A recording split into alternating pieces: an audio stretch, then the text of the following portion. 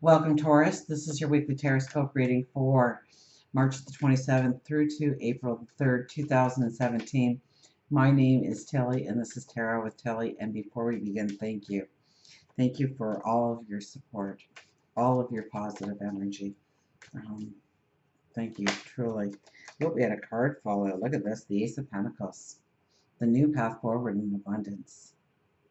So let's keep that in the back of our minds as we go through our energy for the week. But what a beautiful, beautiful omen this is for this to come out, because now you have to tell me what abundance means to you, right? You have to tell yourself. You have to understand it. Is it true love? Is it money, material things? Is it a career taking off? Is it a creative project getting underway? Is it you joining a new group of people? Joining a cause?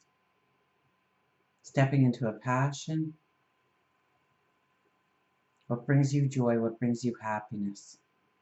What is your definition of abundance? Because a new path is going to be presented to you this week, absolutely, with that card falling out. We have the Four of Wands as our very first card. So the Four of Wands is the marriage or proposal card. No, not everybody is going to have a marriage here. You know, your words could be on fire, though. You're being able to convince somebody or to negotiate or to debate could be very strong. You know, we've got those four posts in the ground or four wands in the ground, so to speak. And we have even put a canopy there symbolizing what we are building that is going to be this great and wondrous mansion, castle. We're teaming up perhaps with somebody else, or somebody else is holding us up and supporting us through our ventures.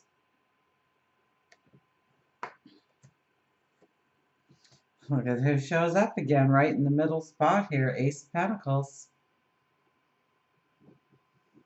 So, what a strong sign. I mean, this week, meditate, pray, reflect on the new path, what you consider to be abundance in your life, where you want more of that abundance to appear.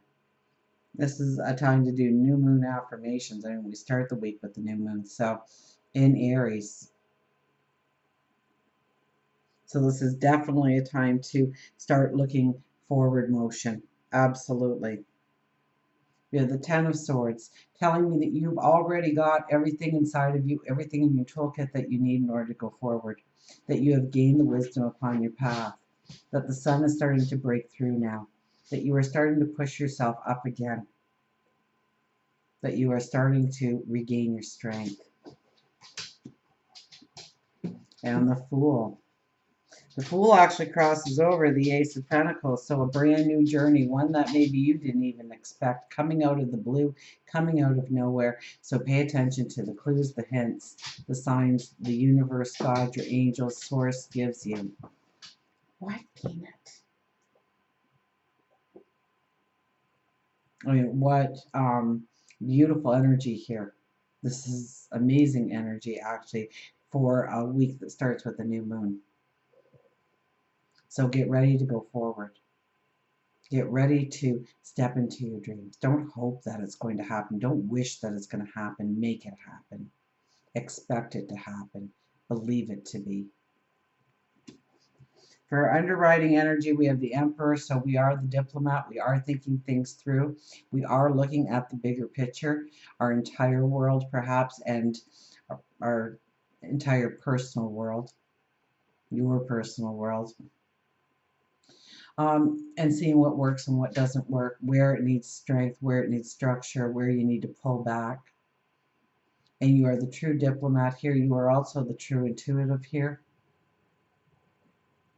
So, yes, logic does give a lot of input, but so does your intuition, and listen to both. For our overriding energy, we have the Page of Pentacles.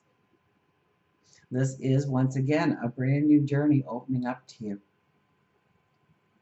a brand new pathway opening up to you. And very much like the Fool card, we can't see what is going to become of it. We can't see the end result. And yes, it's going to take a few brave steps, and it's going to take a lot of courage. So this could be, oh, I dream you've been pushing down forever in a day.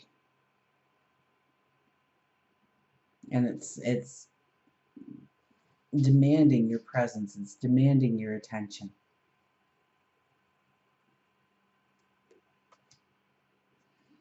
We have the Strength card. There's your Strength again with the Queen of Swords.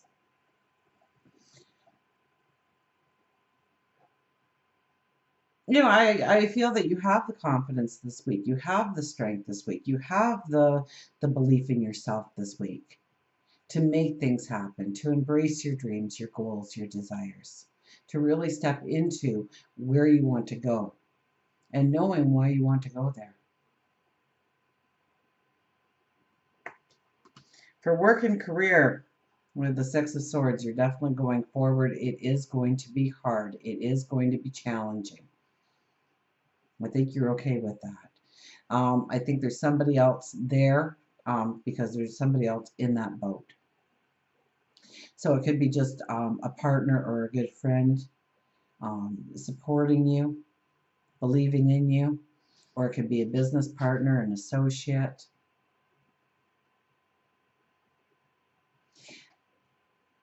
You go forward with the knowledge, with the strength, with the determination. And you know what? You're in this boat.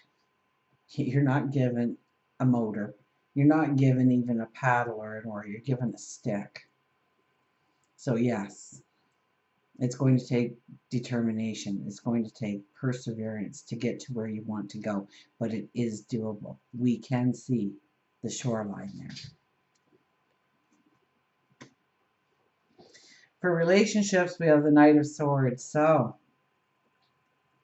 this is where, be careful with this energy when it shows up with love and relationships, because we can be so gung-ho and so caught up in our own ideals of what could be happening. Failure is not even in our vocabulary when this card comes out. So, you've decided to ask that guy or that gal out, and you got to remain the diplomat. You can't go charging in there just expecting them to be swooped off their feet.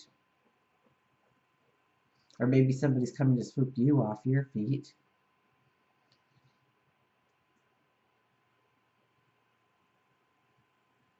Because, here we're on a mission. And we're not going to take no for an answer. And maybe that's a good thing, but maybe it's a bad thing. So think things through. Okay, if you are in a relationship and you think, we're going to do this and it's going to be great and they're going to enjoy it and we're going to have fun, and you just kind of block out and you put the blinders on to every other situation that could happen, like maybe they don't want to do it. So, we've got to be the diplomat. We got to take that step back, even though we're racing through that meadow. And so we just need to be conscious of our energy and looking at the situation from the other person's point of view. I think will extremely help. Now, if this is something from the past coming up when it comes to love and relationship, you are healed, you are free, you can put the final chapter away, you can move on from the experience. You can release any negativity you still held because of the past relationship. You have a strength now. You have, but there's also a determination to go forward and to be happy in love. For our spirituality, look at this. We have Judgment. So your intuition will lead you in the right way. Trust it this week. We want to think things through. And so, very much like the Emperor who we had here, who is our greatest diplomat, but one of our greatest intuitives as well, is because a true intuitive is based on wisdom. You take in information all your life, and it's all stored in there somewhere. And then we come up with a question of what should we do? Where should we go? What should we try? Who should we associate with?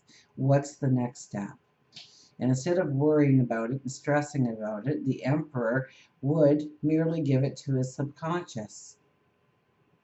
Because the subconscious goes to work and pops out the right answer based on the path we have walked. So, when I say intuitive, a lot of people think, well, that's, just our thoughts. And, I might just be, well, yeah, we can't let ego take over. Absolutely not.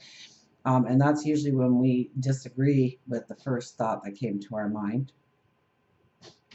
the first answer that appeared for us, and we didn't like it.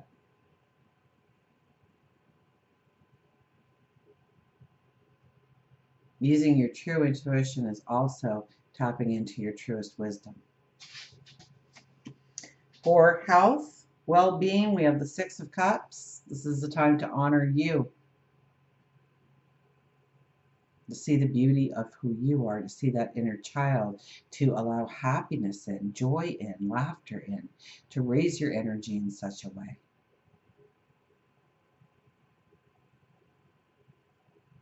So pay attention to what opportunities you can create in your life to bring in more happiness, more giggles, more laughter. Raise your energy in that way. So maybe it is getting back into that hobby that you once loved. That was a passion. That was a thrill for you just to do. Or you found great satisfaction or peace of mind. That could be gardening. That could be stamp collecting. That could be golf. What do you like to do? What do you gravitate to? What makes you happy? What brings a smile on your face? What gives you that sense of accomplishment, completion? And make time for that in your life going forward. Until we meet again, remember, I do love you.